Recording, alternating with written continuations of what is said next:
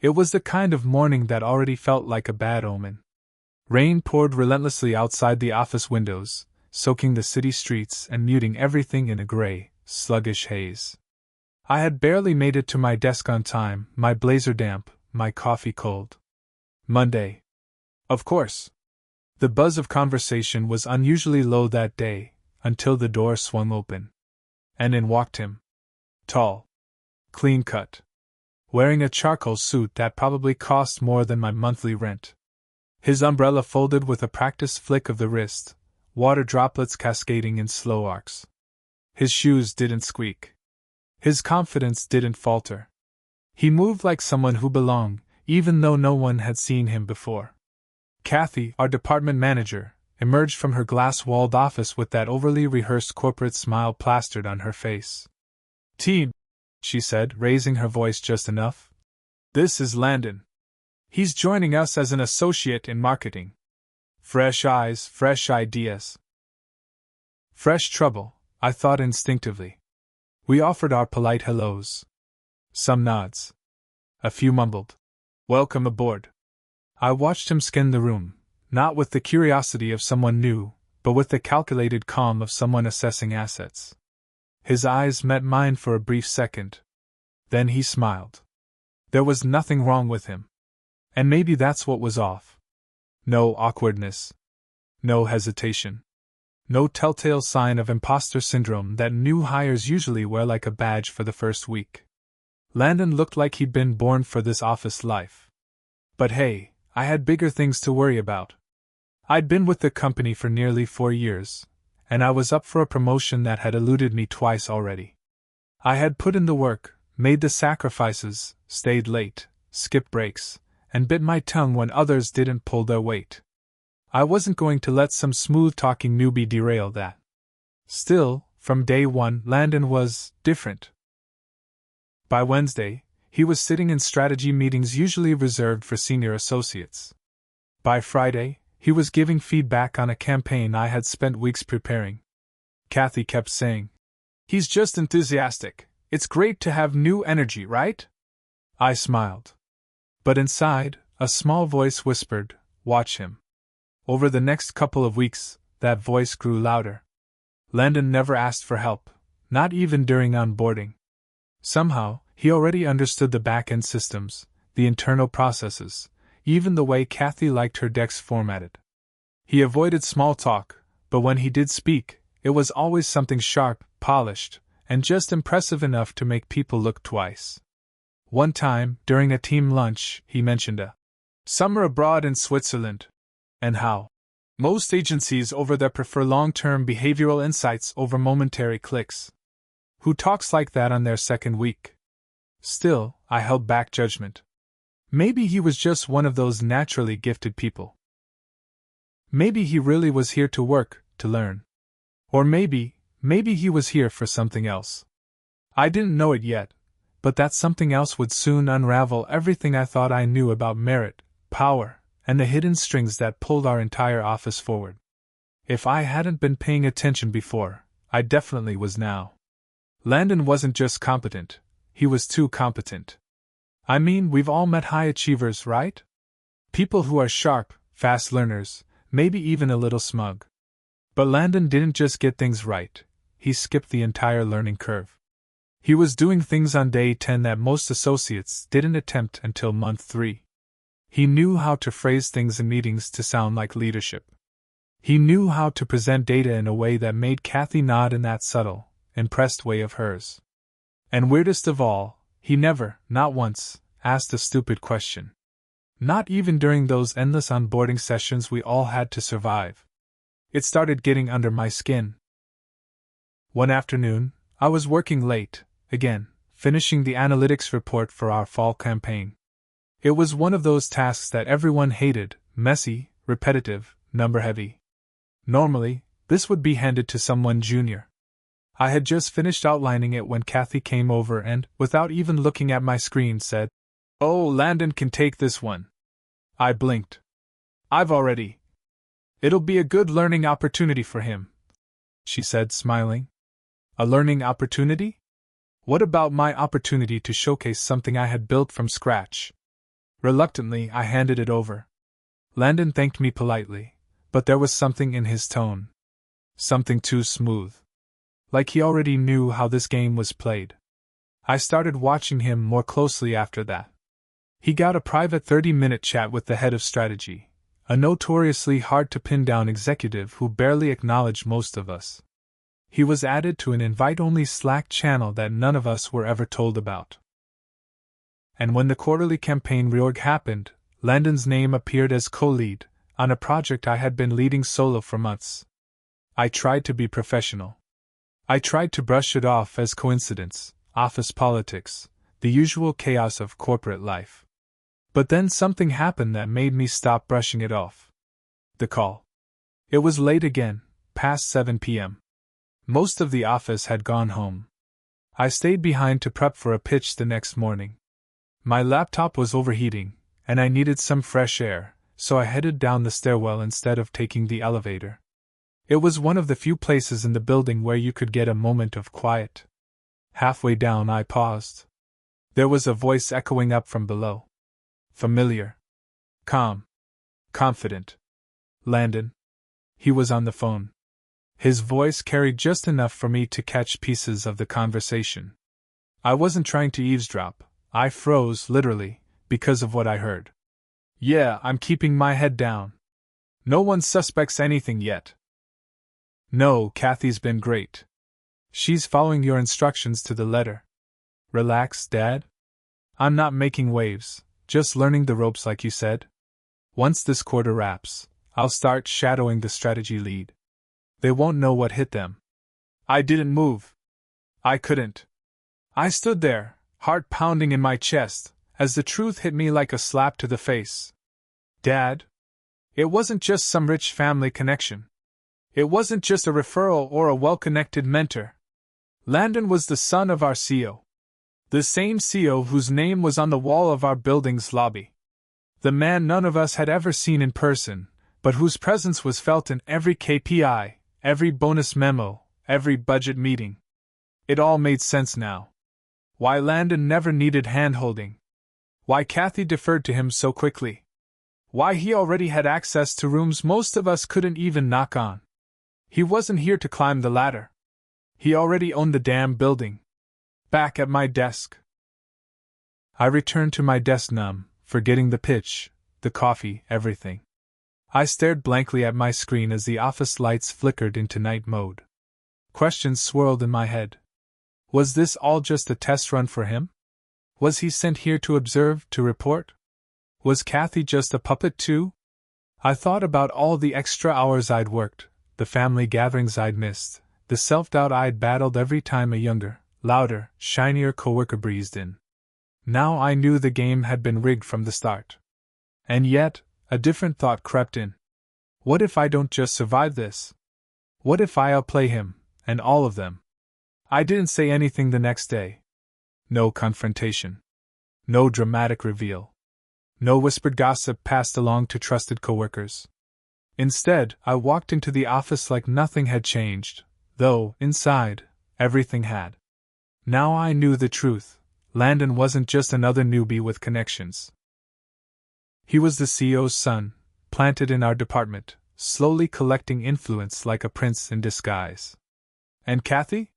She wasn't clueless, she was complicit. Grooming him. Shielding him. Possibly even being rewarded behind the scenes for it. But if Landon thought I was just going to roll over and fade into the background, he didn't know me at all. I wasn't about to rage or sulk.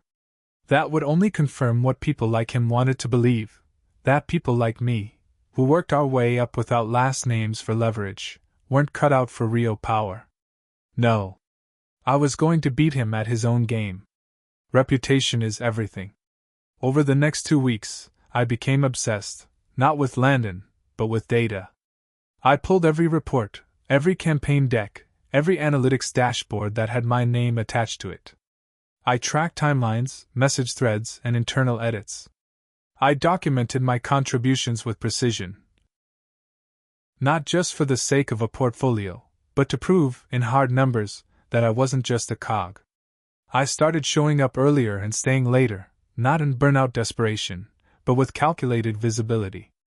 I scheduled recurring check-ins with leadership across departments, casually presenting my work and collecting feedback. The more I talked to them, the more I realized many didn't even know I had been leading those projects Landon was now helping with. He was coasting on my groundwork. So I made sure they saw that. The meeting that changed everything. There was a key presentation scheduled for the end of the quarter, one Kathy had assigned to Landon and me as co-leads. The fall campaign for our biggest client. The one that could elevate one of us into a permanent leadership role. She expected me to do the work, and for Landon to do the talking. But I had other plans. I spent every night refining the pitch. I restructured the data, built custom visualizations, added live case studies, and rehearsed until I could breathe the pitch in my sleep. But I never sent him the full version.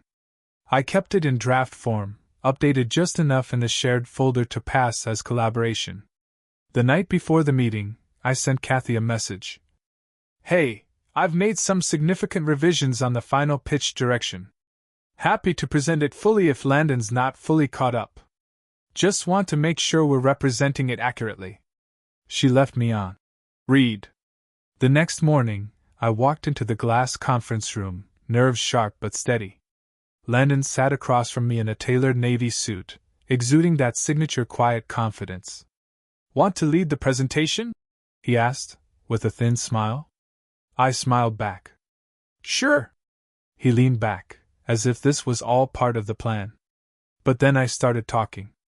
And as I walked the room through the campaign, from initial concept to data-backed strategy to brand alignment to projected reach, I saw something change. Eyes sharpened. Pens scribbled. Heads nodded. I wasn't just giving a presentation. I was owning the room. Landon watched, unreadable. When I finished, there was a brief silence. Then the client VP, a woman known for being brutally honest, said, "That was the clearest, most actionable campaign strategy we've seen this year." Kathy's lips twitched, but she said nothing. Landon offered a polite clap. But his eyes? They finally showed something new: hesitation. The shift. That day marked a shift. People in the office started asking me for direction.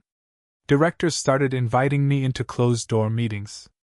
Landon was still there, still polished, still present, but something was different. He no longer looked untouchable. And I no longer felt invisible.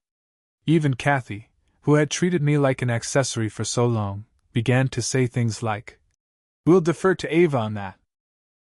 She's closest to the strategy." She never apologized. But in corporate culture, deference is its own form of admission. And Landon? He played it cool, but I saw it, that flicker of frustration when he wasn't mentioned in the summary emails. That quiet clench of the jaw when someone praised Ava's presentation. The golden boy had walked in expecting a coronation. What he got was competition. It had been 3 weeks since the presentation that changed everything. By now, people were talking, not just in hushed Slack messages or sidelong glances, but openly. The shift was palpable. I could feel it in the way colleagues paused at my desk for input, or in the tone of emails that now addressed me first, and Landon second. He hadn't said a word to me about that day. But he didn't need to. The silence said enough. Still, something bothered me. I hadn't forgotten what I overheard in the stairwell, the conversation that started all of this. Landon wasn't just the CEO's son, he had a plan. And I still didn't know what it was. Until a meeting request popped up on my calendar one Thursday morning. Michael Grayson, CEO. Subject: Strategic Campaign Review. Location: Executive Floor, Room 17A. Time: Friday, 11 a.m. I stared at it for a full minute before I accepted. The elevator ride. I had never been to the executive floor. In fact, I'd only heard about it from coworkers who had been summoned there once or twice, usually with trembling hands and tight smiles. The floors were quieter up top, I was told. Carpeted. Polished.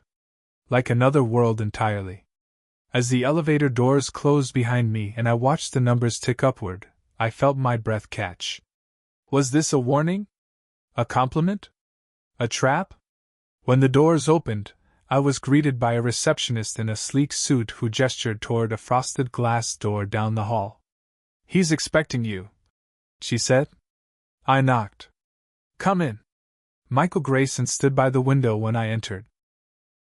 Tall, white-haired, with the air of someone used to being listened to. He turned slowly, and his expression was unreadable. "Ms. Evans," he said, motioning toward a chair. "Thanks for coming." I nodded and sat, my back straight, my mind bracing for whatever came next. "I wanted to speak to you directly," he began. "About your recent work on the Harrington campaign. Impressive strategy. Excellent execution." "Thank you," I said carefully. He walked behind his desk and sat down. "You know, we don't always get to see who the real players are. Corporate structure, it hides talent sometimes." I didn't speak. I wasn't sure yet if this was flattery or a setup. He continued, "You've probably heard rumors. I imagine you know about Landon." So it was true, no more pretending. "I do," I said. "Then you also know this wasn't just some internship for him. It's succession planning of a sort." I nodded, my heart beating a little faster. He leaned forward. "But I didn't put Landon down there just to give him a soft landing. I needed him to see the real operation. And I needed to see something else too." "What's that?" I asked, almost whispering.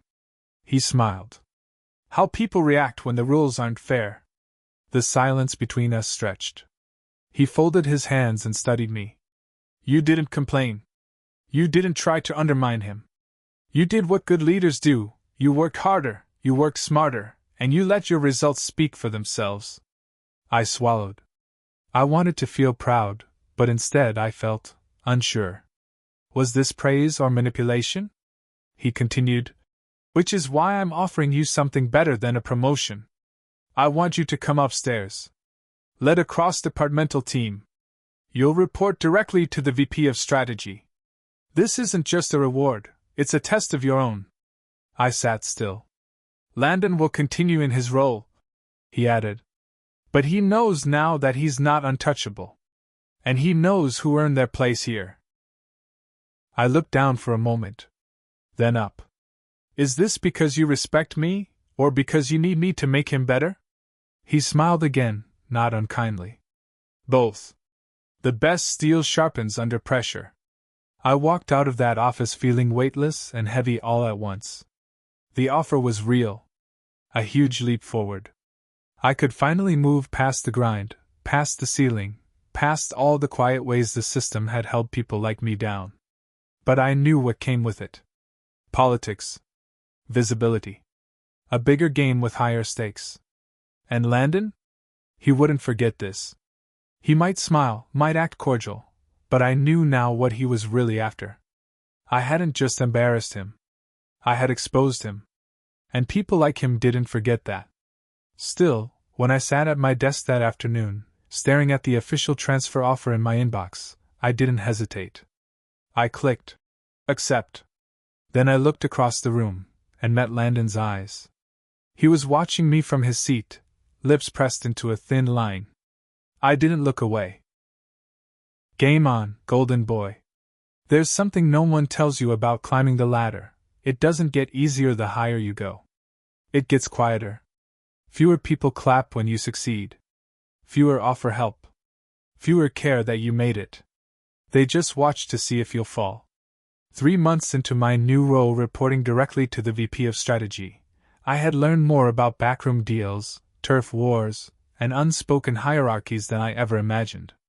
My work was no longer just about great campaigns, it was about influence. And still, Landon was always there. One floor below. One step behind. Or maybe beside me, depending on the day. We kept things cordial. Polite, even. We passed each other in meetings. Shared stiff smiles and boardroom reviews. But I never forgot who he was. And he never forgot who I had become. What surprised me most, though, was how much he changed. Landon wasn't the golden boy anymore, at least, not blindly so. He started showing up earlier. asking questions, staying longer. His work stopped being polished for show and started being real. He stopped riding my coattails and started building his own footprint. Part of me hated that. The other part respected it. But make no mistake, I didn't lower my guard. Because I still remembered that first meeting. The way Kathy had shielded him. The way he had said, "They won't know what hit them." He wasn't a villain, but he was raised to believe the game belonged to him. I had only one goal now: make sure he never forgets I earned my place, and no one handed it to me.